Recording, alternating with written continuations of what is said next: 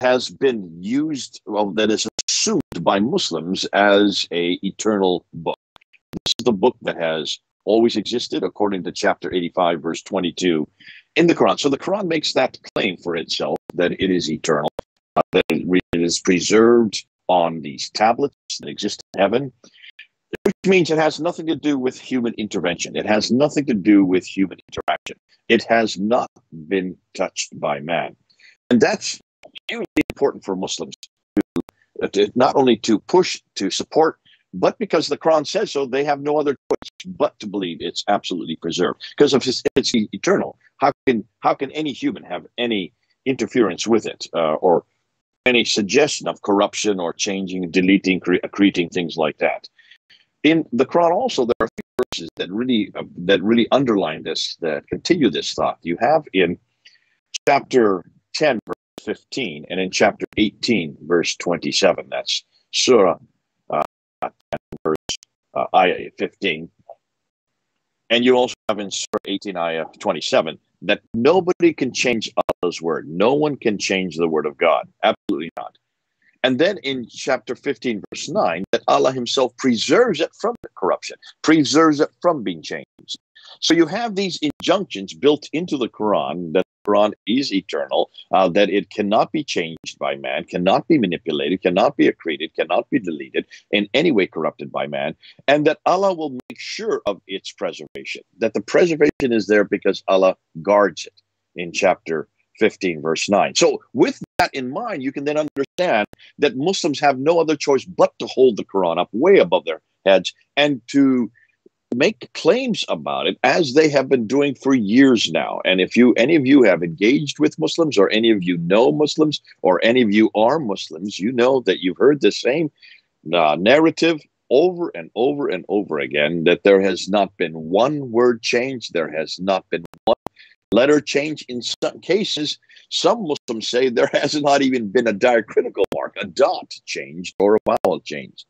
So that is the difficulty right there. If it is preserved to such an extent that there are no changes whatsoever, there is no hope of corruption, then they have to stand behind that. They have to support it. Are you with me there, Korode? Are we together? I can't. You can hear me? Okay. I still can't see myself on the image, so I'm just wondering what's happened to the live feed. There's no image of me. I have it. I'm looking at Seasoned Apologist live, and all I see is a multi-picture of David Wood and Shamoon and others, but I don't see us. I'm looking at the live vid. I'm looking at the live video. I don't see anything yet. I just see a picture of Speaker J. Smith, my bio there. Anyways, let's keep going. If it's that's fine. If others see me, that's fine. Let's go ahead. So you have this difficulty, and you have this. Well, it's a difficulty not for us who are looking on from the sidelines. We're looking, and I've seen this, and I've been working for the Muslims for almost 40 years now, 38 going on 39 years. And in all my years of working with Muslims, this has been the narrative. And it's a narrative that I feel sorry for. I mean, I feel sorry for Muslims. I'm glad I don't have to support this kind of narrative. Glad I don't have to defend this kind of narrative. I'm so happy that in Christianity, we don't make these claims about our Bible. We never made these claims that our Bible is eternal, that it was sent down to a man or to a group of men, that these group of men are, in case for Islam, it's only one man. And that's in and of itself a problem, because here's a man who's on his shoulders rests entirely this book, this revelation, this final revelation. And so because the claims are there, the Muslims have to support it, have to defend it. So you have people like Dr. Yasir Qadhi, considered to be possibly was the most highly respected cleric and academic here in the Northern Hemisphere, or certainly in North America. And I would suggest even around the world. I don't know of anybody that is as highly respected. And there's a reason for that. He has a doctorate in this area from Yale University, one of the best universities in America and certainly on earth.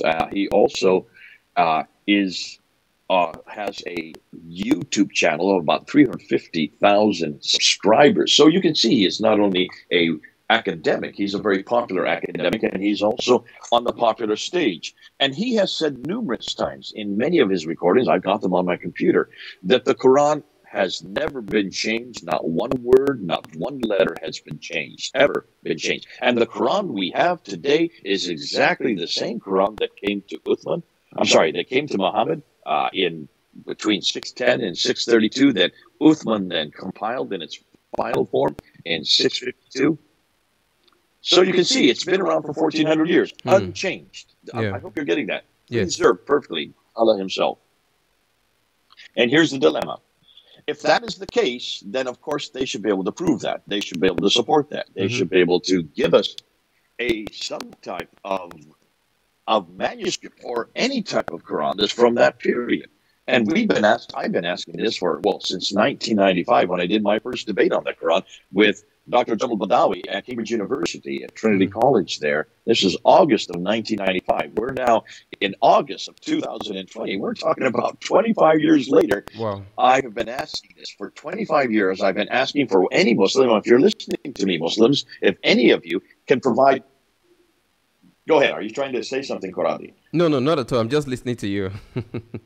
Okay, and I've asked Muslims this all the time. Can you show us one of these manuscripts? What are you talking about when you're talking about Uthmanic manuscript and you're talking about this preserved Quran?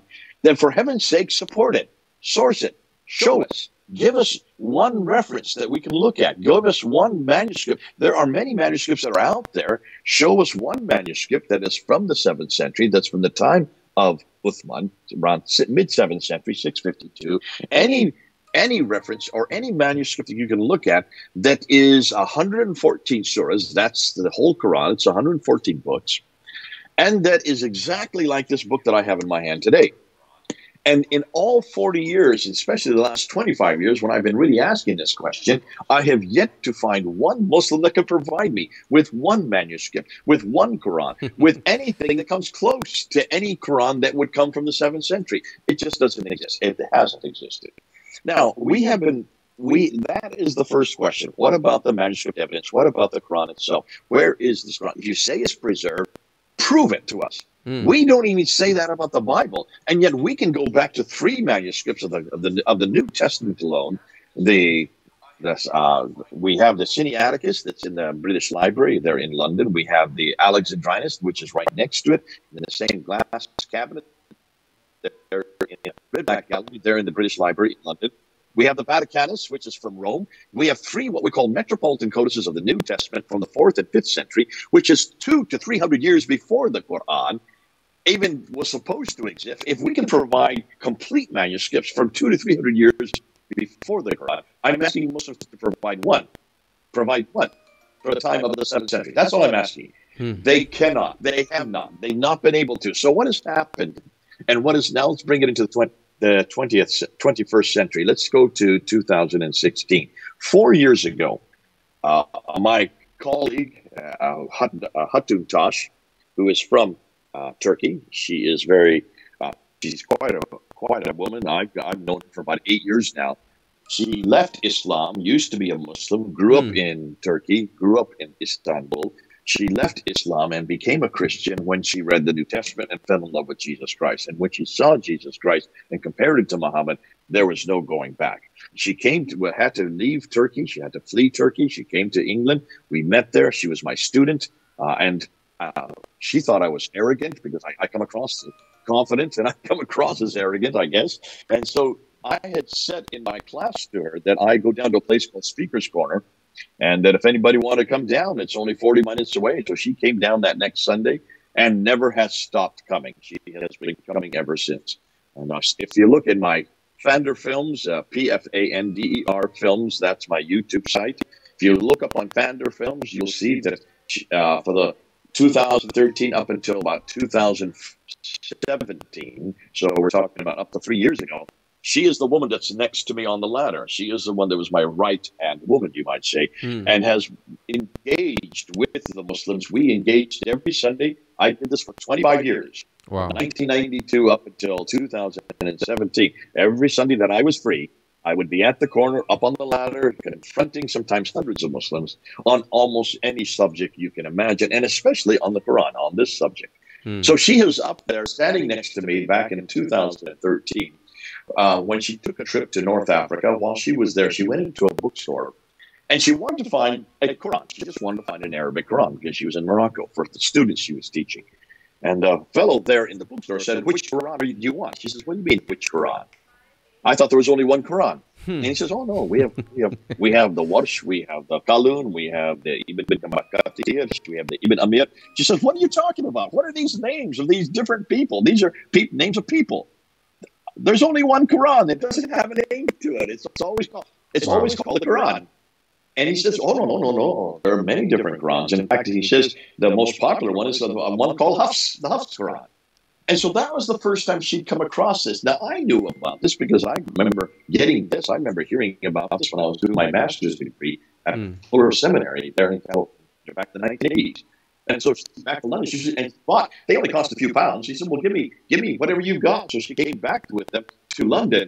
And I kind of laughed when she told me about it. I said, "Hatun, these are the Qur'an. These are the Ahruf. These are the different renditions." But at that time, I didn't know they were different. I just thought that they were different printing. You know, we were just told these are different scholars who came from different families, who came from different schools or different, you might say, I guess the families is the best word, that were well known. And there were 7 of them that were probably the best known, and there were another 3 known as you add the 7 plus the 3, that comes to 10. So I knew this much, but no one really was studying the Qur'an. No one really knew how to define it at that time in 2013. And I said to her, "Listen, these are nothing more than different renditions or different recitations, different ways of saying the same thing in different dialectical forms." That's all I said, and that's all I thought was important. To me, that was not important. But to Hatun, who had been a Muslim, remember, she had been a Muslim all these years, and she had always been told that this is the same Quran. There's not one word change, not one letter change. How can you have different recitations if it's the same Quran, has always been preserved, and it always exists in heaven as one Quran, as one dialect, as one recitation, as one Quran? To suddenly hear me kind of laughing at her, and she took it out of front. She said, "Jay, this is huge.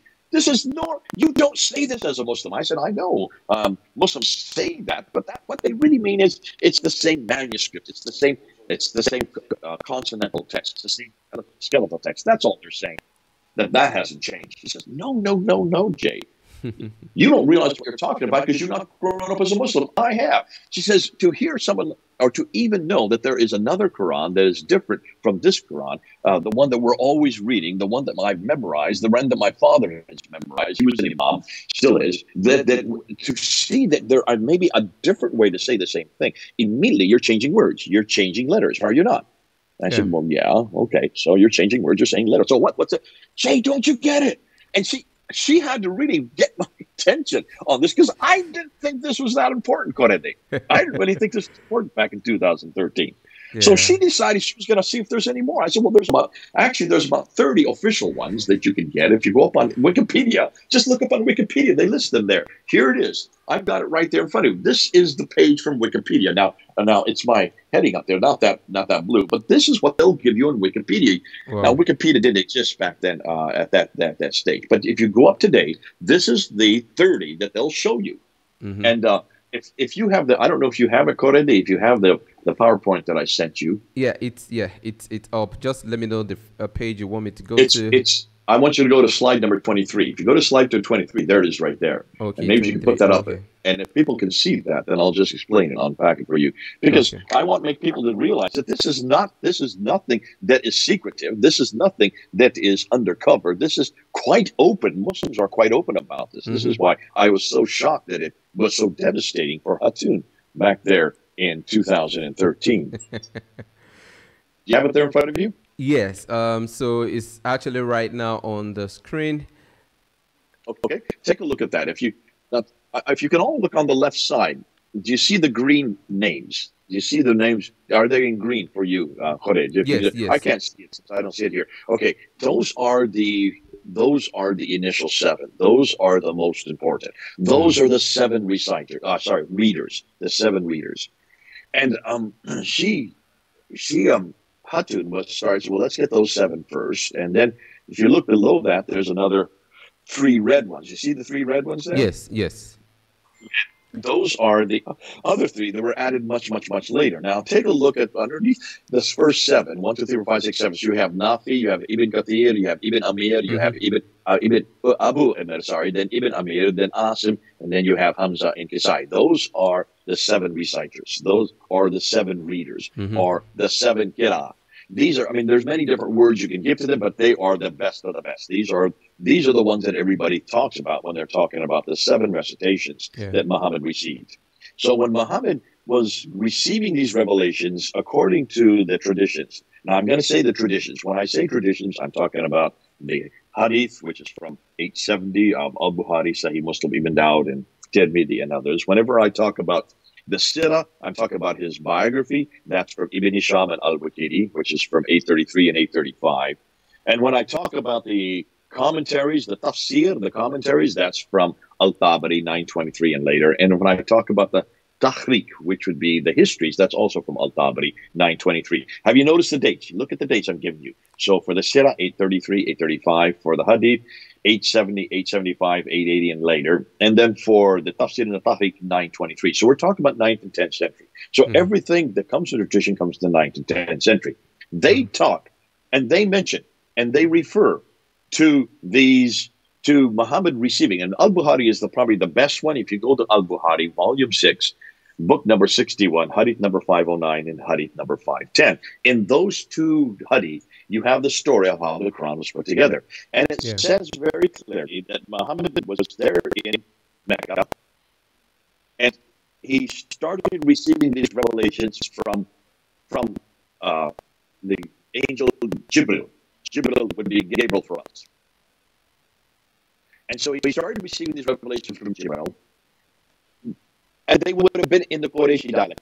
The Qurayshi dialect is the name of the dialect that Muhammad spoke. It's the dialect that existed there in Mecca and Medina, in the central part of Arabia. And so because of that, he hears and he gets this recitation that comes from Jibril. But he notices that an awful lot of his people don't understand it, because they don't speak the Qurayshi dialect. So he asks Jibril if he can have some other dialects. And so Jibril agrees and gives him 6 other dialects. And he memorizes all 7 then. Now, here's the irony of that. Stop and think that through, Qur'an. Do you see a problem with that? Yeah, so... How could Muhammad know the other dialects? He only lived in Mecca and Medina, right? He's never been to Kufa. He's never been to Basra. He's never been to way up in Damascus. There weren't any. He would have not known these dialects. So how could he memorize it in a dialect he's never heard? That's interesting. You see the problem? Yeah, I've never even thought about that before. So first and foremost, how can he even know how dialectical? Now, let me ask you: you're from Nigeria. Do they have other dialects in Nigeria of English, or do you have dialects of other languages there in Nigeria? You have multiplicity of languages, don't you? Yeah, we actually do. We have dialects, yes, in Nigeria. Dialect of different languages, yes. Would you know 6 or 7 of them off the top of your head? Not at all. Not at all. Sounds. Can you see how stupid this sounds? Here's a guy who could not even read and write. Suddenly, he knows 7 dialects. Okay, so what he does, he receives all 7, and then I assume he gives it out to people, right? Yeah. Yeah. Correct? Well, here you have Umar. He's in the mosque, and he's listening to a guy praying next to him, and this guy is actually reciting the Quran in a different dialect than what he does. And Umar is going to be the caliph coming later. He's going to be the second caliph. So he takes the guy by the scruff of his neck, drags him to Muhammad, throws him in front of Muhammad, and says, "This man is reciting another Quran." And Muhammad says, "Okay, tell me what you recited." So he recited the few verses. Then he said to Umar, "Now tell me what you recited." And Umar does it in the Qurayshi dialect. And Uthman says, "They're both correct." Wow. Now hold on a minute. If they're both correct, then why is this a surprise to Umar? Why has Umar never heard of this before? Since Umar is one of the companions, why has no one ever heard of this before? And how did this guy get it? If he's not one of the companions, he's there in the Quran, he is in the mosque. How did he know about this Quran that's in a completely different dialect that surprised Umar and surprised everybody else there? Can you see? No one's thought these things through. This just makes no sense whatever. Okay, hold on to that, right? Yeah. That's what we're told. That's what we're told by al-Bukhari. Now, let's jump to the death of Muhammad. So he dies in 632, correct? Yeah. And he dies never, ever writing this down in a book form, in a codex. Now, stop and think. If you're given one mission in life, and that is to receive the most important revelation in the history of mankind, the final revelation, better than any other revelation, you can't even read and write to begin with, which is kind of odd that you were chosen. Why would God in his wisdom choose a man who couldn't read and write would give his best revelation, his final revelation? Secondly, you have 22 years to get to learn to read and write, and you didn't bother to do that. For 22 years, there are only 28 letters in the Arabic alphabet. How long does it take to learn 28 letters? I learned it in 2 weeks when I was in London. And I don't even speak Arabic. I read and write it, but it's simple to read and write it because you just learn it. Folks, if he had 22 years and that was really his only mission, why didn't he learn to read and write what he was receiving? Nonetheless, let's move on. So he dies not having had written down in a codex form. But suddenly, we now find out that there were 6 other dialects that were existing when he died. Yeah. Now, many of those would memorize it, the companions. After he died, were killed at the Battle of Yamama. 70 of them were killed. This became such a crisis that they had to write the Quran down. Exactly. And so, Abu Bakr, who is the caliph at that time, along with Umar, the guy who would drag this guy to here to do another dialect, they come in and they ask Zayd ibn Thabit, who is the secretary of Muhammad. Now, you have to scratch your head on that. If he is the secretary of Muhammad, what is his job but to write things down? Right? That's what secretaries do. Why didn't Zayd ibn Thabit write this down while Muhammad was living? That's a curiosity. He refuses to do so, and he says, I will not do what the Prophet did not do. Finally, Abu Bakr and Umar, they insist that he does, and so he finally decides, he relents and decides to write it down. So he writes the first Quran down. That is then given to Abu Bakr. He gives it to Umar. Umar then gives it to his daughter, whose name is Hafsa, who used to be one of the wives of Muhammad. He had 12 wives. So this is one of his wives. She sticks it under her bed. Now, what an idiotic thing to do. If this is the only copy of the Quran written anywhere, you don't stick it under your bed. You make copies of it. You give it to everybody so everybody can have it. Can you see the difficulty? I mean, I'm sitting there scratching my head as I'm reading these traditions. And I say, how is it I'm the only one that doesn't get how stupid this all sounds? Nonetheless, this is exactly what it sounds. And so Hafsa lived there for 20 years, which means she doesn't even look at it for 20 years. Yeah. Meanwhile, in the intervening 20 years, these recitations that were received by Muhammad, who doesn't even know these recitations, yet somehow everybody else seems to know these recitations. And one of these recitations is from Kufa, another recitation is from Basra, another recitation is from Baghdad, and you have different writers writing down these recitations in codex form. And so you have a guy named Ubay ibn Ka'b who lives in Damascus who writes his Quran that has 116 surahs. There's only 114 in the present Quran today. So he has 2 extra surahs. You have another guy over in Kufa, which is southwest of Baghdad today, in Iraq. He writes another Quran, and that only has some say 110 surahs, others say 111. Nonetheless, it's either 3 to 4 surahs less than the Quran we have today. He's missing Surah 1, he's missing Surah 113, and he's missing Surah 114. We know that much from what the traditions tell us. So here you have 2 completely different Qurans that are not like the Quran we have today, from 2 different cities, one in Kufa, one way up in Damascus. Then you have a third Quran written by a guy named Ibn Musa. One is Ibn Ka'b in Damascus, Ibn Masud in Kufa, and then you have down in Basra, Ibn Musa, again from Iraq. So you have 2 from Iraq, 1 from Damascus, who are writing 3 different Qurans that don't agree with the Quran we have today. That in and of itself is a problem. And I don't hear Muslims talking about this. So already within the traditions, you're already referring to 4 different Qurans. Because the Quran that was given to Hafsa, who left it under her bed, was from Zayd ibn Thabit, a 4th Quran. And that is the Quran that is in the Qurayshi dialect. That is not in the Boston dialect. That is not in the Kufan dialect. That is not in the Damascus dialect. 3 different dialects from Iraq and Damascus. Are you following me so far? Yeah. We're following you, yes. Let's jump to 652. So 20 years later, 652, according to Al-Bukhari, there is a battle up in Azerbaijan. And as they go up to defend against the Azerbaijanis, these Meccans and these Medinians who go up there to defend with other Muslims from Damascus and Kufa and Basra, they're all in the mosque together praying on a Friday. And the Meccans hear the Quran being recited in another dialect, and it's not the Quran they recognize, and they get angry and they start beating these guys up. So there's actually a fight that's going on between these two groups. The guy that's up there who's in charge of them is called Hudayfa. Hudayfa comes back down to Medina where Uthman, the third caliph, he's the third caliph now, and he says to Uthman, we've got to do something about this. We must not let the Quran become like the Bible and have many different Qurans. And I'm hearing different Qurans up there in Azerbaijan. We've got to make sure we only have one Quran. Therefore, get Zayd ibn Thabit. Remember Zayd ibn Thabit? Wake him up. Get him out of his retirement. And go and get that Quran that he wrote way back 20 years ago with Abu Bakr that was given to Hafsa. Have Hafsa give us that Quran. We need that Quran now. And bring it here and then take that Quran as your model and write it in the Qurayshi dialect. The Qurayshi dialect. Remember, the Qurayshi dialect is the dialect that is spoken in Mecca and Medina. It is from the central part of Arabia today. So you have to write it in that dialect. When Uthman sees the wisdom of this, and so he does that. So he has Zayd ibn Thabit write it in the final form. This is the Qurayshi dialect. This is the Meccan Medinan dialect.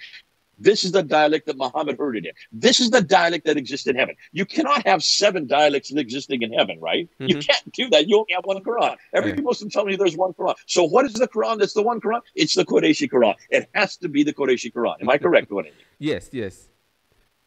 I mean, as I'm going to go through, I'm just going to keep asking if you're following this, because if you follow it, everybody else will follow it. So here you have in 652, you have Zayd ibn Thabit hands Uthman the final Quran. This is the Quran that everybody's going to use. This is so important that he sends this to all the major cities of his kingdom. And there are 5. Now, some people say there's 9. Let's just go with 5, okay? And these are the cities of what is today Mecca, Medina, Basra, Kufa, and Damascus. These are the 5 major cities. And with each one of these copies of the Quran, he sends a reader, right? To make sure people in these cities only recite it in that dialect, only recite it in the Qurayshi dialect. True. That's how important this is.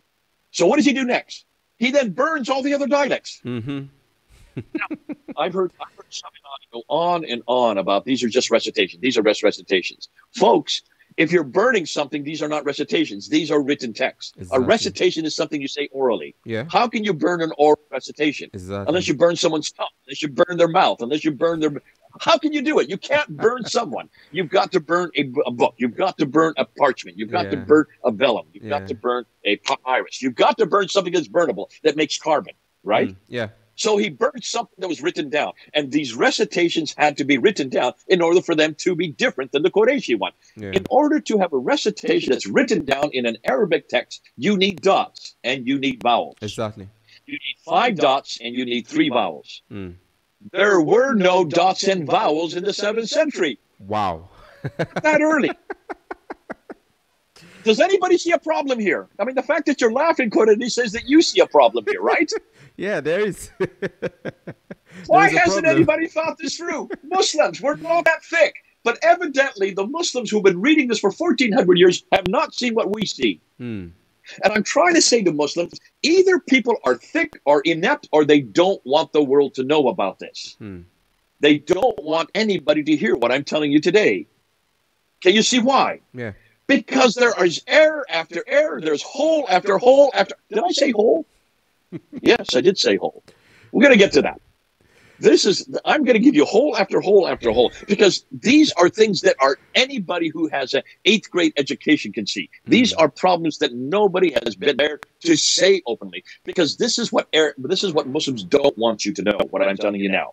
This is the reason they don't want you to know this. Okay, now let's move on. So he sends out these 5 copies to 5 different cities, and every one of these copies he sends a reader to make sure that they read it in the Qurayshi dialect. They read it in the Qurayshi dialect, which they do. They send it out in the Qurayshi dialect. And they send it out, assuming, therefore, that everything's going to be fine. And what do they do? Any other dialect, any other written, this has to be written, these have to be written down. How they do, I don't know. But nonetheless, this is the story that is found in Al-Bukhari. That's why I keep saying, Everything I'm telling you comes from al-Bukhari. Yeah. But look and see what al-Bukhari was writing. He was writing way in 870, the late 9th century. For him, this made sense. Yeah. Because in the late 9th century, when there were dots and vowels, there would be different dialectical written texts. He's redacting it back to the 7th century without realizing you can't have dialectical differences in Arabic script that early until you have the dots and vowels. Exactly. So I'm surprised. I don't see. You can then see why Yasir Qadi didn't want Muhammad Hijab to ask him these questions. Exactly. Now can you understand why he says we don't talk about this in public? You do not bring this in public. Please do not film me.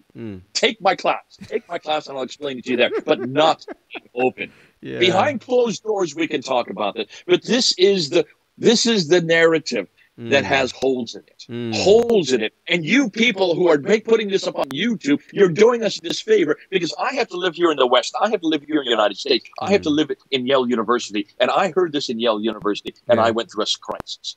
I went through a real crisis. And he said, what crisis? Oh, it wasn't a crisis of faith. It was a crisis of knowledge. Wow. Did you know he emphasized that?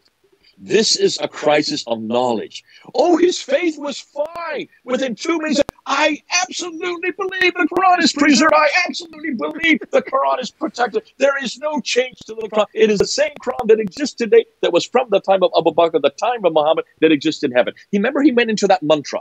That's the crisis of faith he didn't want to talk about. And in order for them to keep their faith, they've got to do that mantra over and over again. Muslim, that's all you hear. There is only one Quran. Don't bother me with the facts. There is only one Quran. Don't bother me with my history. There is only one Quran. Don't bother me with all this get up. There is only one Quran. Wow. We saw it right there on film. That's why that was so explosive. That's why that interview had to be deleted from the internet. Because Yasir Qadi was saying what he should never have told us. He was telling us what no Muslim dares to tell us, and that is there's an entire narrative that Muslims don't know how to defend. They cannot defend this, and they cannot change it because they are hung by their own traditions. It's their traditions of al-Bukhari that are destroying them because it gets even worse. Now, you want to hear how it really gets worse? Yeah. So Uthman destroys all the other narrations. He destroys all the other. He destroys anything that disagrees with the Qurayshi dialect, right? That's true. Yeah. You have no Kufan dialect. You have no Basra dialect. You do not have any Damascus dialect. Those are three of the other. I don't know what the other three are. No one lists us what the other three are. Oh, did I just say that? Yes, they do list it to us. Go back to that slide again. Go back to that slide again. Okay. Slide number 23. Okay, so I'm displaying that on the screen right now. The 30 official readers. Okay, so that's actually on the screen now. I want you to go to slide 32. That's even better. Okay, 32. Go to slide. Okay, so I'm going to put up 32 on the screen now. And what do you see in front of you? Just tell me, explain what you see in front of you. What does it say at the top? Okay, so slide 32 says the 8th to the 10th the 8th to the 10th Qur'an Conundrum. Conundrum means the problem, the real problem. Because I've been talking about the 7th century, haven't I? Yeah. 610, 632, Muhammad dies. He starts receiving his revelation. 610, dies in 632, no Quran written. 632 to 634, Abu Bakr writes the first Quran. 652, the Quran is finally written in its final form in the Qurayshi dialect, sent to 5 cities. And that's where I left you, right? I left you in 652. Yeah, that's true. So you ask any Muslim, and if any Muslim's listening right now, I want to ask you right now, what are the 7 Qira'at? Because you know what the 7 Qira'at, you know, and they're right there on the screen. Because these are the 7 Qira'at that everybody refers to. Take a look at those green names. Take a look at those green words up there. There they are. Nafi, Medina. Nafi from Medina. Ibn Kathir from Makkah. Abu Amir from Basra. Ibn Amir from Damascus. Asim from Kufa. Hamza from Kufa. Al-Kasai from Kufa. Those are the 7 Qira'at. Those are the 7 that every Muslim talks about. Those are the 7 that Yasir Qadi refers to. Whenever you ask Yasir Qadi, whenever you ask Shabirari, what are the 7 that Muhammad received, they refer to those 7. And they repeat them. And they give their names. Nafi, Ibn Kathir, Abu Amir, Ibn Amir, Asif, Hamza, Al-Kasai. I've heard this for 30, 40 years, these names. But take a look at their dates. Look at their dates. No one's put them on a timeline. I think I must be the first one. And I did this about a month ago. I just put them up on a timeline.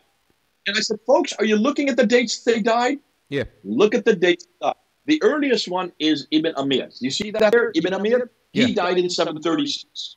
Yeah. That means he did his work in the last 20 years. So from 716 to 736, he wrote his Quran. Mm-hmm. His Quran is from Damascus. The very first Quran is from Damascus. Is that a Qurayshi Quran, Korede? No. No, that's a Damascus Quran, right? Yes. That's a corrupted dialect. Am I correct? True. True. Why hasn't anybody thought this through? So the very first Quran that's ever written down is Ibn Amir's Quran. That is his Quran from Damascus. Was he living at the time of Muhammad, Korede? No. Was he even living or doing his work in the century that Muhammad did his work, lived? No. Absolutely not. He was doing his Quran. He wrote his Quran 100 years after Muhammad. How can you even say that this is the dialect that Muhammad knew or Muhammad heard? Can you see the problem? Let's go to the next one. Is Ibn Kathir. He is from Mecca. That would be Qurayshi. That's 738. Okay. Then you have Asim. He's the next one to come. That's 745. And that is from Kufa. Again, not a Qurayshi dialect. And then when you continue down, you have Abu Amr from Basra. He died in 770. Now we're getting to the late 8th century. And then you have Hamza from Kufa. He died in 772, late 8th century. Let's jump up to the top. Nafi, he's from Medina. He died in 785. You're almost at the end of the 8th century. And then you come down to Al-Qasai from Kufa. He died in 805. You're now into the 9th century. That is over 130 to 150 years after Muhammad. Wow. These are the seven. And these are the seven that Yasser Qadi and Shabir Ali and Muhammad Hijab and Anand Rashid, and they're all talking about these seven. And they're not looking at a timeline. None of these guys were living at the time of Muhammad. None of these guys were writing at the time of Muhammad. None of these Qurans existed in the 7th century. They only begin to appear in the mid-8th century and up until the 9th century. Wow. But who chose those seven? Chose those seven. Muhammad chose them? No. Look at the name over on the right. Ibn Mujahid. You see his name there? Yes. In black. Look at his date, 936. That is the 10th century. Wow. The guy that chooses those seven is in the 10th century. That is 300 years after Muhammad. He is the one that chooses those seven. Wow. Yet none of those seven came from the 7th century. None of them came. They start to appear in the 8th century and they go up into the 9th century. He chooses. Why does he choose those seven? You don't know, do you? Yeah, I don't. I can see that you don't. And no Muslim knows. Real, they do know. The experts do know. Yasser Qadi knows. And this is why he says you have to do a deep dive to understand what I'm going to tell you next.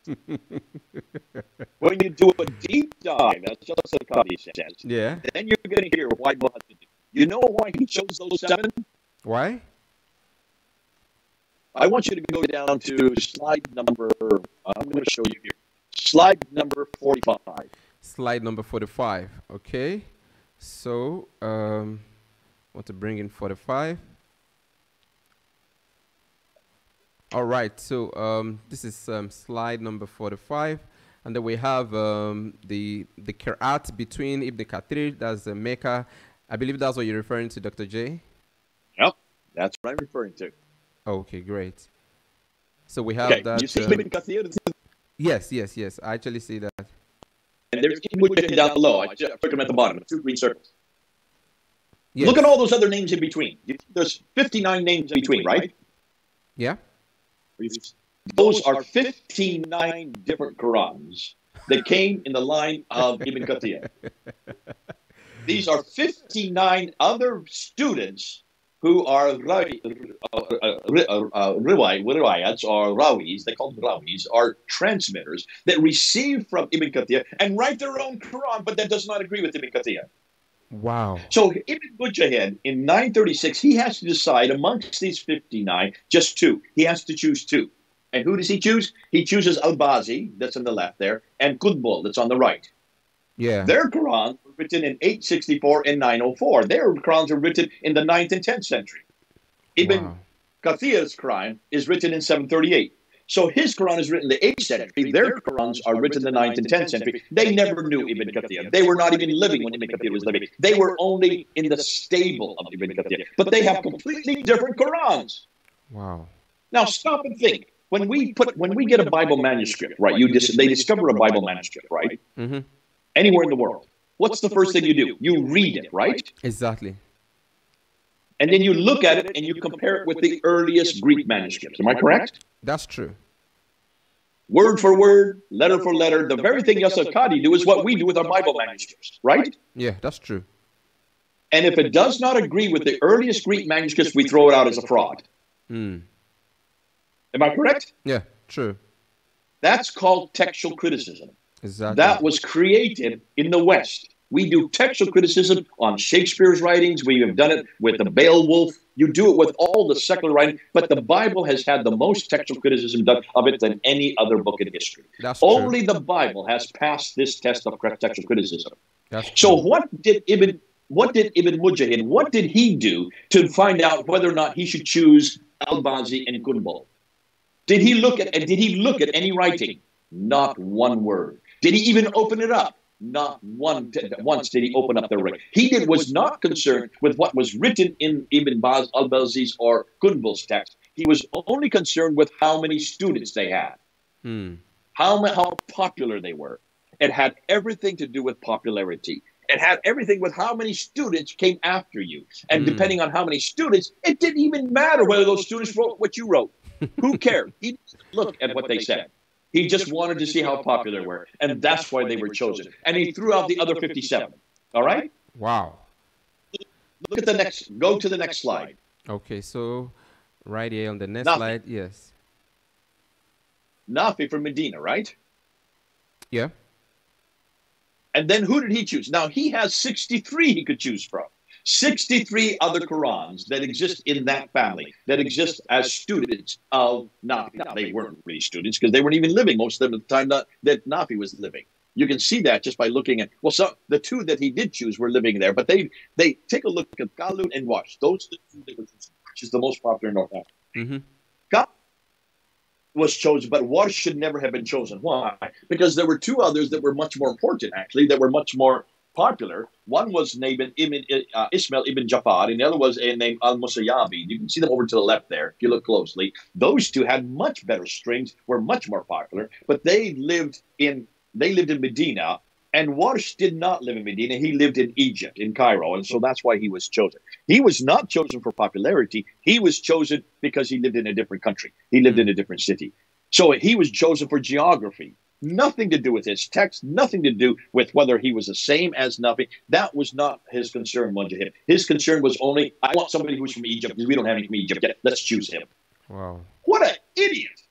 What a stupid way of choosing a book. You do not choose the holiest book, the greatest book in the history of mankind, because some of this comes from Egypt. Yeah. You choose because it's exactly like the earlier one. It's exactly like the original. Mm-hmm. It is nothing like the original. In fact, Warsh is one of the worst. But now, let's go to one more. I'm going to go to one more. Go to two slides down. I want to go to Asim, because this is the one that was chosen. This is the one that's most important. Go to slide number 48. Okay. Slide number 48. And there we are now. Okay, so just continue, Jay. It's coming up. Yeah, we're hoping slide 48 now. Okay, take a look. There are 91 different Qurans. 91 that come after this. Yeah. Two had to be chosen. So the two that were chosen were Shuba and Hafs. Hafs is the Quran that was chosen there from Asim. He could have chosen 91. He threw out 89 and chose those two. Now look at Hafs. Where is Asim from? He is from Kufa.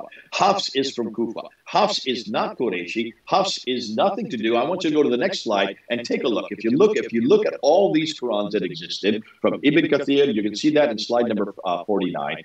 You will see Ibn Kathir had 59 students. Nafi had 63 students. Abu Amr had 65 students. Asim had 91 students. That's 278 different Qurans. That's just four of them. If you multiply that into the average by 10, you get almost 700 Qurans. Ibn Mujahid had 700 Qurans that he could have chosen from. 700 Qurans. Wow.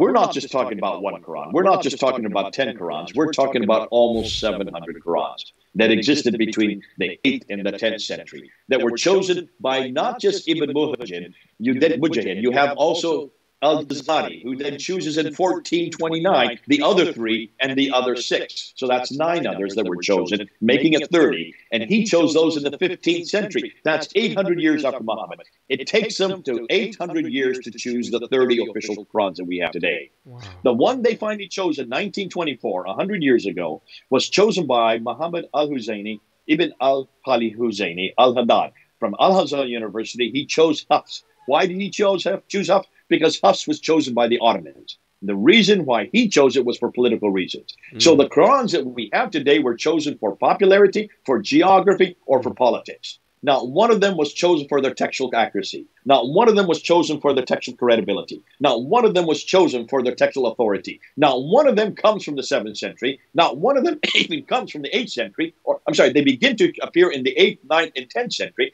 They continue right up until 905, chosen by a man in 936, and then chosen by another man in 1429. That's 800 years after Muhammad. Can you then see why Yasser Qadi says the narrative has holes in it? This is holes.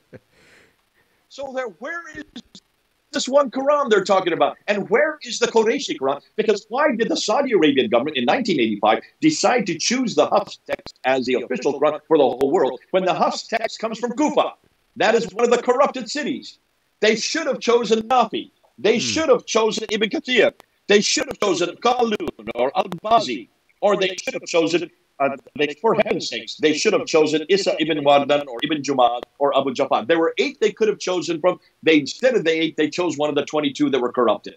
So even the Quran that we have today is a corrupted Quran. It has nothing to do with Muhammad. It has nothing to do with Abu Bakr. And it has nothing to do with Uthman. It all comes from 8th, 9th, and 10th century, chosen in the 10th and the 15th century. And the only reason it was chosen was because of its geography, because of its popularity, and because of its politics. And they got the wrong Quran. Ooh, I love it. And it makes my job so easy. I hope that helps. Go ahead. All right. So, Dr. J, I'm so grateful. In fact, it's about 47 minutes now. You've used about 47 minutes. I think that is actually right on time. You're supposed to use about 40 minutes, but the extra 7 minutes, I think, is good. You've given us a lot to think about. There are some certain things in the hadith I've not really looked into specifically from the way you've actually presented them. But now I begin to look more deeply into some of those things. Now, the way I see it now, it looks anachronistic to me. You're trying to read something back into the narrative so that you can make up for some holes that is in there, truly.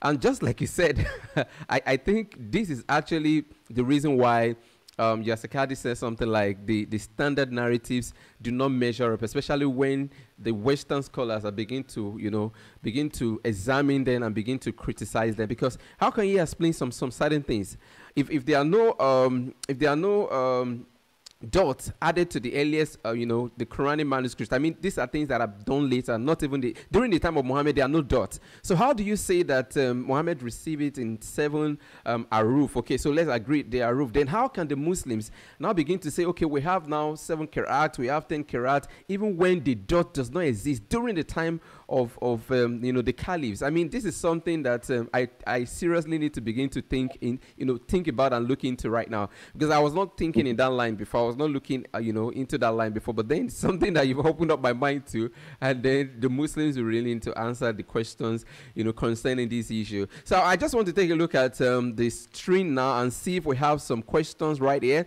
Okay, so what I'm seeing right now are people appreciating you. Okay, so we have Dominic Paponsa from Ghana. Is listening to you. Okay, can't wait to listen to my mentor, Dr. J. Smith. Okay, all right. So we have Oluwole Babatomiwa, and then we have for Larry Sunday. So we have guys appreciating you for what you're doing. We have Samuel Benjamin. Samuel Benjamin is saying, "Hey, great apology. I always admire. More grace, Dr. J. Smith." So people are appreciating you. We have Thompson Itokpa is saying, "God bless you, Koridela Oye and Dr. J. Smith." So we have people appreciating you right from Facebook. And then on YouTube also, we have a couple of people right there appreciating what you're doing. And then we have saying, somebody was actually appreciating you right here, but then I'll read the comment later.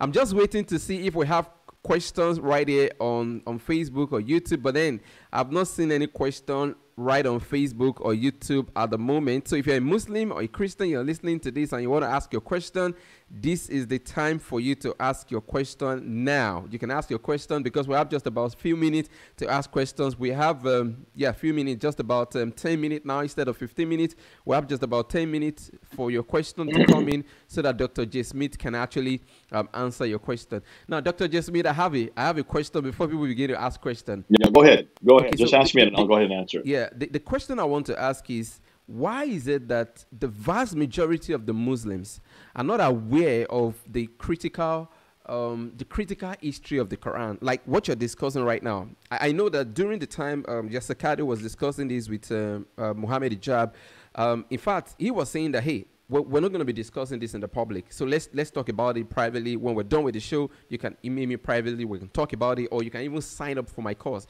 And then even after the program, there was a backlash. And a lot of Muslims were like, hey, you shouldn't have discussed this in the public with Dr. Yasser Qadhi. I mean, this is something that should be discussed, you know, in the secret. Right there in my library, I have the critical edition of the Bible. Now, I am not a scholar. I'm not a textual critic. All right, I'm a student. I'm still learning. But then I have access to the critical edition of the Bible right there. In fact, I have two editions. I have the English and Greek, and I have the one that is just Greek alone. So I have access to this. Why is it that an average Muslim do not have access to this information? Why is it that the Christians are the ones doing this work now? Why is it that the Christians have to say something before this thing can come to the public? That's my question to you, Dr. J. Well, let me just say two things. I want you to see this list of books. Do you see the stack of books I have right here? Yeah. Ibn Kathir, Shoba, Khalaf, Talib, Warsh, Al-Kathir, Ibn Kathir. These are the Qira'ats right here. Yeah. I've got them right here on my desk. These I just ordered 2 weeks ago. Okay. You can buy them on the internet. In fact, we've ordered. These came from Illinois. It's coming to Nigeria soon. These are not private. These are not something that nobody knows about. The fact that they're still, listen, here's Ibn Amir. This is the oldest one. This is the one that was written in 736. 736. If this is written in 736, can you see that this is, well now, when I say 736, this is printed just a few years ago. But there his name. You look at Qira'at Ibn Amir. You see his name there? So this is one of the earliest. This is the earliest. It is. You can go up on the side. You can go up online. Al-Qur'an. Just go up on the Al-Qur'an site and order your own. So to say that this is something that we don't talk about in public, see, Yasser Qadhi does not know that you can buy these. He wasn't aware that Hattud hasn't been able to. She has now bought 37 of these. My good friend Bernie Power, he was on from Australia. He's bought 23 of these. These are available, and this is why Yasser Qadhi was so insistent that he didn't want to talk about these. And I would suggest those who are listening, go and buy these up, get them before they stop publishing them. They're going to stop publishing them now that this is all over the internet. Now that we have exposed it. But your question is, why is it that they're not doing this? They are doing it, but behind closed doors. That's why he kept on saying, do not ask me this. I refuse to do it in a 20-minute interview. You cannot ask me this. And what did he then finally say? At the very end, when Muhammad kept on putting his hand down and says, if I give you a blank musaf, a blank sheet, a blank book, a blank codex, what are you going to write in there? Which one are you going to write? Is this going to be Nafi? Is this going to be Ibn Kathir? Is this going to be Ibn Amir? Is this going to be Hafs? Is what he was really asking. Is this going to be Hafs? I want to know which is the one that Muhammad received. I want to know which is the one in heaven. Because you're the ones that are telling us there's only one Quran. Which of these 30 official ones, he didn't even know about the 700 that we know about today. Dr. Shadi Nasser is the one that exposed that. Dr. Shadi Nasser is a Muslim who is an intellect. He is at Harvard University. He is the first one that has exposed this. He just exposed this in 2012. He's coming out with a book this month. Wow. Hold on a minute. I've just been told in October. They've had to delay it because there's so much controversy. He is going to destroy the Quran in October with his book. Now, that has yet to come out. But see, what are they doing? They're doing the same thing that we did to the Bible. They're just asking logical questions. Yeah. These are logical questions, Corey. It should be us that's asking these questions. Exactly. You're right. Exactly. They should be talking about this. The ones who did historical criticism, the whole biblical critical analysis by Wellhausen. Who was Wellhausen? He was a Christian. It was Wellhausen who started the whole critical analysis of the Bible. He is the one that started with the documentary hypothesis. He is the one that created not he, but we now have from his school, what we know is redacted criticism, source criticism. We call them higher and lower criticisms. Textual criticism. These all come out of work on the Bible, and these were all done by Christians. We do our own work on our own Bible. The Muslims have refused to do this. They only look at popularity, they look at geography, and they look at politics. They do not want to use historical criticism. They don't want to use the redacted criticism or source criticism, and they especially now do not want to use textual criticism, because textual criticism destroys the Quran. So if they're not going to do it, we're going to do it. So Qur'ani, buy your qira'ats. Go and get them. Have them on your desk. Show them to Muslims, and show them that every one of them is different. We cannot wait for them to do it because it would be injurious to their health. Look what happened 2 weeks ago when they had this interview up on both of their sites, both Muhammad Hijab and Kasakadi. They had to delete the entire interview. Exactly. And the reason why is if you look at the comments, there were hundreds and hundreds of comments from Muslims who were saying, you're going to be held responsible for all, my uncle, my brother, my sister, they're all leaving Islam because of you, because you have finally admitted, but nobody dares admit it in public, that there are many Qur'ans, that there's not just one Qur'an, that there are possibly as many as 30 different Qur'ans that are official today. They didn't even talk about the 700. We're introducing that from Shadi Nasser's research. But can you see then why that if they had to delete both of their interviews off of both of their sites, that shows how serious this is for the Muslims. Now can you see why he said when Muslims first come, when we first get a comment, we don't talk about this. When they become we say just memorize. We have a red line. You don't go beyond. Remember we talked about the red line? Yes. The red line. Yes. We have a respect for the Quran. We don't go beyond that red line.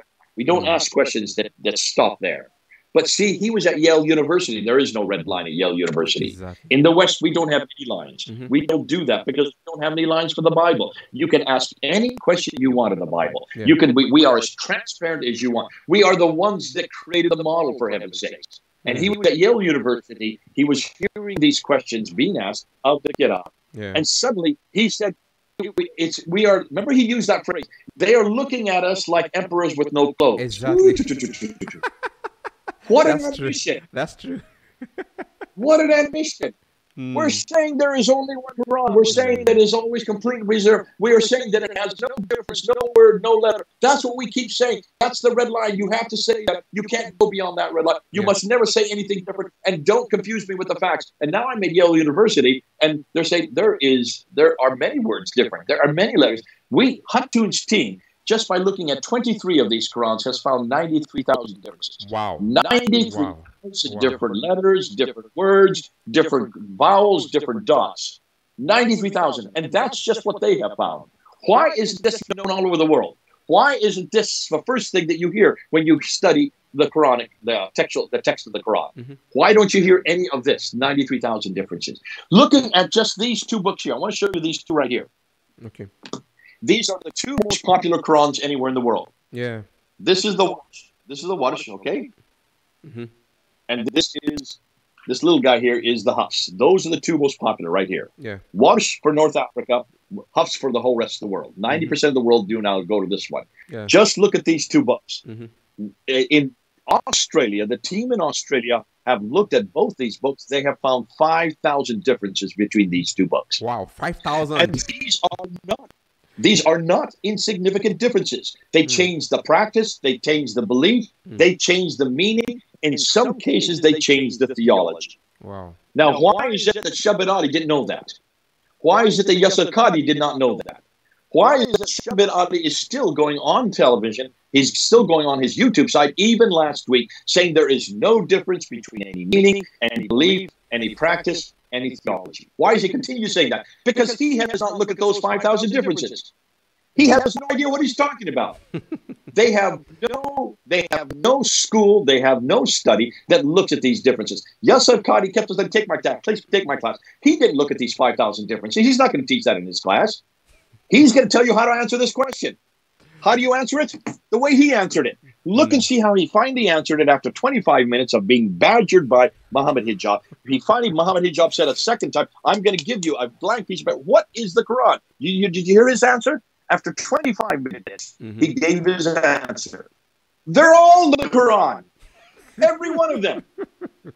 So Muhammad said, you mean a little bit of Hafs, a little bit of Warish, a little bit of Tapi, a little bit of Ibn Kathir. He could have gone into a dance. A little bit of this, a little bit of that. You mix them, you stir them, you get the Quran. Yes, wow. All 700 of them. Just a little bit from all 700 because no one has looked at the text before. No one has done a comparison. So you take a little bit of this, a little bit of that, and you put it together and you say, this is the Quran, and then you call it one. And make sure you call it one. There's always been one Quran. It has never changed. It has never been deleted. It has never been accreted or deleted. It has always been preserved because Allah said he's going to guard it. And as long as you keep saying that,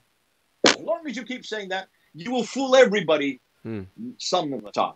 Yeah. Some people, but you don't fool everybody all the time. And we're not fools, Cody. You're not fooled. True. Everybody who's going to watch, I know it's an hour late where no one's up there watching right now, but it's going to be up on your site. Yeah. And we're going to show you, when you look at this material, you can see the Quran has not been preserved. The Quran is as corrupt as you can get. It is not even the Quran from the 7th century. We don't have a Quran. We haven't even got into that argument yet. There is no manuscript from the 7th century. They only begin to appear here in the 8th century. 736 is the very first one. And this we don't even know is from the 8th century because we don't have any manuscript of Ibn Amiyas. We don't have a manuscript to prove that. This could be from the 15th century for all we know. Because he was finally chosen as the final codex in 1429. That's the 15th century. Wow. This could be 800 years after Muhammad, for all we know. Because Muslims have not done any work, we're going to have to do it for them. So to answer your question, why is it we have to do that? Because they won't do it. Because they don't dare do it. Because once you do it, you destroy the Quran. Once you destroy the Quran, you destroy Muhammad. Because if it does not come from the time Muhammad lived, if it does not even come from his century, if it does not even come from until about 800 years after Muhammad lived, what's the reason for Muhammad? We pretty much can destroy Muhammad as well. So we both destroyed the Quran and Muhammad in one fell swoop. And this is why Muslims, you're going to come down, you're going to realize there is no prophet, there is no book. You've lost your book, you've lost your man. Come on home. We're the only ones that have a man. We're the only ones that have a book. And here's the book. This has gone through every test. Come on home to the Bible. Amen. This is the one you need to come home to. Amen. Thank you very much, Dr. J, for that answer. Okay, so I'm going to let you go. But before I let you go, finally, a Muslim is asking a question. And here's his question. His name is Abdul Ismail. So I'm putting this question on the screen for people to, I'm going to read it out for you. So here's the question. The question is from Ismaila Tiamiyu Abdul Salam. It says, if the Quran has nothing to do about Muhammad, PBUCH, and as you claim, does that mean that the Muslims have not been doing salat from the time of Muhammad and reciting the Quranic verses therein as part of the salat from then up to now? So that's the question he's asking. If that is not clear enough, Dr. J, I can reread the question again for you. Is that clear enough? Okay, you've seen it on the screen. Okay, okay, great. All right. Okay. Very good question. And Ismaila, the answer is absolutely. You've nailed it on the head. And the problem is, and here's the problem you're going to have as a Muslim, and every Muslim's going to have this problem. Up till now, Muslims have always got away with the narrative that comes from the 9th and 10th century that says that the Quran was revealed to Muhammad, that the Quran was sent down in 7 recitations, the Quran was written down by Abu Bakr, all of that, and then rewritten by Uthman, and then sent out to the 5 cities. All of that comes from the 9th and 10th century. And you've never had to prove that. But remember, the 9th and 10th century is 200 to 300 years too late. Yeah, that's true. Therefore, what we're saying to you now is you need to prove to us everything you have just said, everything that you claim about the Quran, everything you've claimed about people reciting the Quran, receiving it, and having it in the question. You're now going to have to go to the 7th century and prove it. Because everything you're arguing is for an argument from silence. You have nothing to support that anymore.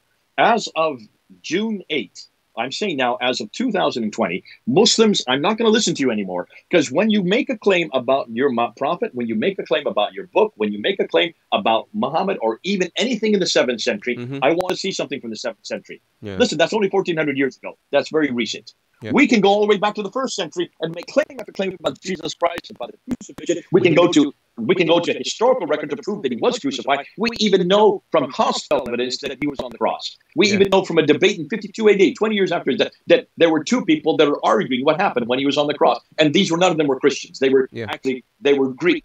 They were great debaters. Now, I want Muslims. We don't waste our time anymore. We're sick and tired of hearing you make claim after claim for your prophet and claim after claim for your book about how this all existed. I not want to hear anything from Abu Bakr, Abu Hadi, or even Dawud, or even. I don't want to hear from any one of the traditions. I want to hear from the 7th century. I want you to prove it. Otherwise, everything you're going to be saying is from science, and there is no reason why we have to believe you anymore. So the narrative is going to change from 2020 on. Wow. And we're going to demand of Muslims that they now support what they're saying from the century that they're talking about. Yeah. Do not give us material from the 9th and 10th century. That doesn't help. That's like if we were going to tell you that Jesus existed and he died on the cross, but we could only prove that from the 3rd and 4th century. Who in the world would ever say that? How could we even know who he was, or where he lived, or what he said, if all we have, if Matthew, Mark, Luke, and John did not live until the 3rd century, that's 200 years after he died? If there was no one there watching him on the cross, who saw him on the cross, like John was at the foot of the cross, Matthew was watching it from a distance, Luke and Mark got it from the others who were eyewitnesses. That's why we call it synoptic, means eyewitness. It was eyewitness event. I want an eyewitness for everything you're going to say. And I'm sick and tired of you telling me and repeating things that happened that have told you from 200 to 300 years later. We're not going to listen to you anymore. Prove to us now that there was a Muhammad in the 7th century. Prove to us now that there was a city called Mecca in the 7th century. There was no city called Mecca. There was no reference to a city called Mecca until 741. That's the mid-8th century. Prove to us that there was a religion called Islam in the 7th century. Prove to us there were people called Muslims in the 7th century. And prove to us that this Quran existed in the 7th century. Otherwise, you're wasting our time. We're not going to listen to you. And now you're going to have to answer, what about all these qira'ats that all appear and begin to appear in the 8th century? That makes sense, because once Abdul Malik comes to power and introduces Islam in 692 and introduces it on the coins in 696, from that time on, they've got to cut the Quran. And that's why you have many different Qurans starting to appear. These qira'ats start to appear, they start to appear 40 years after Abdul Malik. That's why you now have a multiplicity of Qurans. And they continue to appear up until the 10th century, up until 905. And then they are finally chosen by Ibn Mujahid in 936. That's the 10th century. So that is that is 250 years after Abdul Malik. Finally, the Quran is chosen, and these are the 7 recitations. I'm sorry, these are the 7. But then it's not till 1429 that all 10 are chosen. You hear me? Not till 1429 that all 10 are chosen. Those are the creme de la creme that Yusuf Qadi talks about. Those are the best of the best, the 10 major. And look at those 10. Huff's name is not amongst those 10. He's not even there.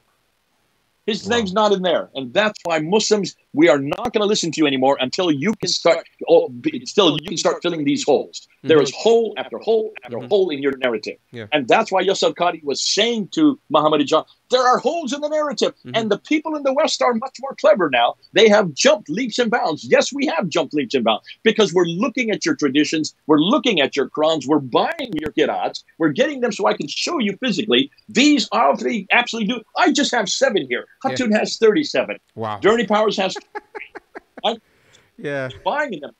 I'm going to keep laughing in your face when you keep on telling me there is one Quran. There is not one Quran. I have 7 different Qurans. Oh, did I say 7? I mean 8, because I have the Hafs here as well. That's 8 different Qurans. One of them is one of them is from the 7th century.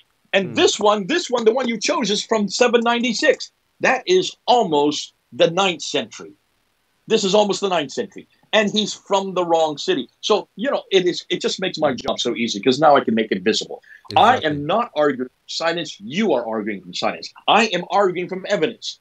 And we haven't even got into the coins. We haven't even got into the inscriptions. We haven't even got into the mosque. We haven't even got into the Qiblas. Wait till we hear about that. We have so much to throw at you. And everything I'm going to throw at you is from evidence from the 7th century. I will only use evidence from the 7th century and 8th century, because I have nothing from the 7th century to use against you. Ooh, did I say that? I actually do. I've got the soft copy right here. I've got the St. Peter's manuscript. These are the original manuscripts. These are your oldest manuscripts. I have the Petropolitanus right up there. And I have got all the major manuscripts now. We are looking at those. You have not looked at those manuscripts, you Muslims. You need to look at the manuscripts. We are doing your job for you. And everything you're claiming, we're going to destroy. Because you have made claims that you cannot support. You have made claims in the 21st century that do not even exist in the 8th and 9th century. No Muslim would make the claims you're making in the 8th, 9th, and 10th century because they knew better. Even Al-Bukhari, he was very clear in 9th century that there were different recitations. There were different Qur'ans that had to be burnt. If you're burning Qur'ans, that means you're burning manuscripts. Exactly. Bingo. Exactly. Exactly. So you've got to read them, and you've got to show that he didn't even know what was happening in the 7th century, because there was no Quran in the 7th century. This is all called redaction. This is called redacted criticism. So God bless you. I hope you realize your Quran is not from God. It is not from Muhammad. It's not from Muhammad. Why don't you come home to the bigger, the better book? Amen. Here it is right here. Amen. This is the book that has passed every test. This is the book that has gone through redacted criticism, historical criticism, literary criticism. This has gone through textual criticism. In fact, we almost created textual criticism on this book. It has passed every test. If you want a book that comes from God, come on back to the Bible. If you want a man that comes from God, his name is Jesus Christ. Amen. And he came and died for you. And he is there still waiting for you to come on home. Come on home, Muslims. We'd love to have you. We'd love to bring you. Because if you come home to Jesus Christ, you have an eternity with us. And that'll be fun to be with you. We can't wait. God bless you. Amen, Dr. J. Thank you very much for your time. Thank you. I've not seen any question from Facebook again. We've used more than the time that we allocated to you. I mean, we don't want to wait you any longer. We don't want to hold you down any longer. You've been gracious enough to give us extra time. We're supposed to do this for just 1 hour, but we've gone past 1 hour. I'm really very grateful with Dr. J. Now, of course, you've stirred some waters right here. You've stirred some waters. I mean, I can't imagine Muslims watching you right now displaying this Qur'an, the different readings that you have right there on the table. And you're not just even talking about that alone. You're talking about the top copy. You're talking about the other other manuscript. I mean, there are so many things we're still going to discuss. So Dr. J, we're still going to be having you back on the show. Definitely not today, but then at the point where you're going to be less busy, we're going to have you back on the show so we can discuss in depth more of these things. I know that what you just did for us today is a kind of summary, because I know what you have on the slide right there. You've just given us a summary. We've not even gone into the difference, because I've met a lot of Muslims that say, hey, Korede, what you have there is just a little slight of changes, and the slight changes in the words. It doesn't affect anything. You know, it's all, everything is just the same thing. I know we've not gone into the differences in the house. We have not even talked about the manuscripts, you know, sorry about that. We've not even talked about the manuscript difference as well. Okay, so we still have a whole lot to talk about, okay? I'm so grateful. I'm so glad, Jay, that you're able to come on the show. Thank you very much, Dr. J. God bless you. Now, if you're a Muslim, you're watching this, I don't, before you sign out, Dr. J, before you sign out, I just want to say a couple of things, because, of course, we appreciate you. If you're a Muslim watching this, I don't want you to think that Dr. J is doing this because he hates you. No, he's doing this because he loves you. Can you imagine him spending his time, energy, investing time, energy, even resources? He had to buy this thing, you understand? And that involves money. You know, he had to do all of these things just to bring this thing out to you. These are some of the things that your scholars are not telling you. These are some of the things that your scholar will not bring out to you. So if you see a Christian doing this, he's doing it because he loves you. He's doing it because he wanted to see the truth of the matter. And that's the reason why Dr. J is bringing all of these things out, so that you can realize that he loves you and he wants you to know the truth. And just like he said, you should come on home.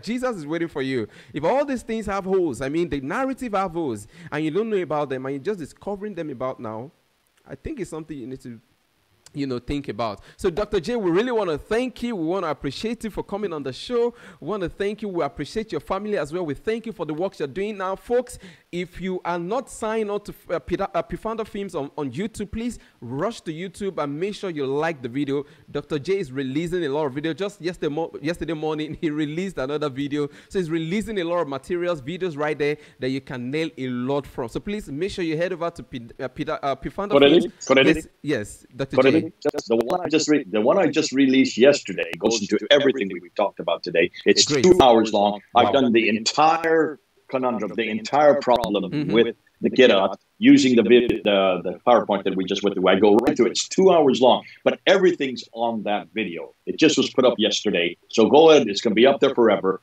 Go in and take your time, get some coffee, go get some tea, sit back, enjoy, and just watch through as we go through every one of these problems all in one sitting.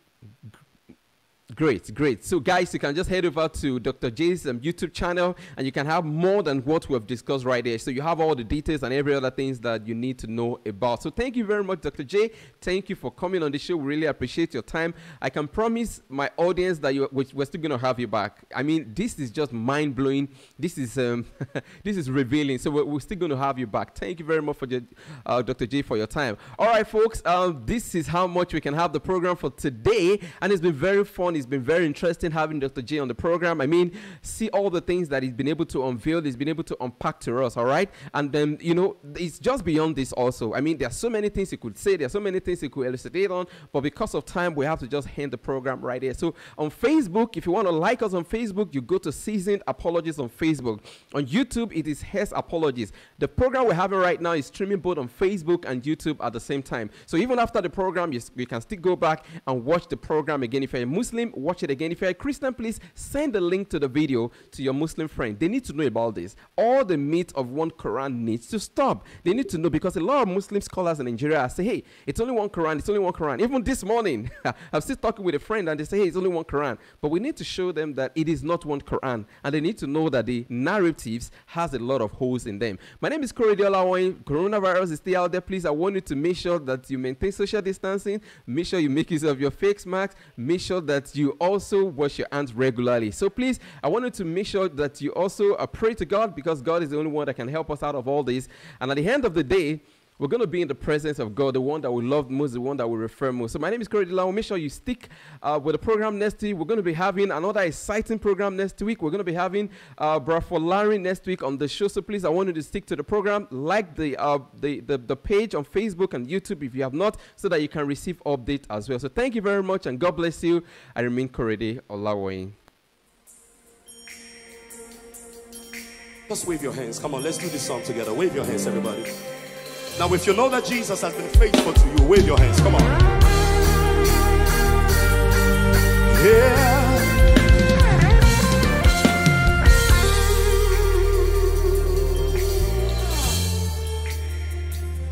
Faithful God, pride of the whole world, beautiful Savior, that's who you are. Faithful God, pride of the whole world, beautiful Savior, that's who you are. Faithful God, holy God, righteous God, that's who you are. Faithful God, holy God, righteous God, that's who you are. Bright and morning star, beautiful rose of Sharon, way maker, awesome wonder. I realize that no one can compare to you. The things you do, no other God can do the same. Faithful God, pride of the whole world, beautiful Savior, that's who you are. Faithful God, pride of the whole world, beautiful Savior, that's who you are. Faithful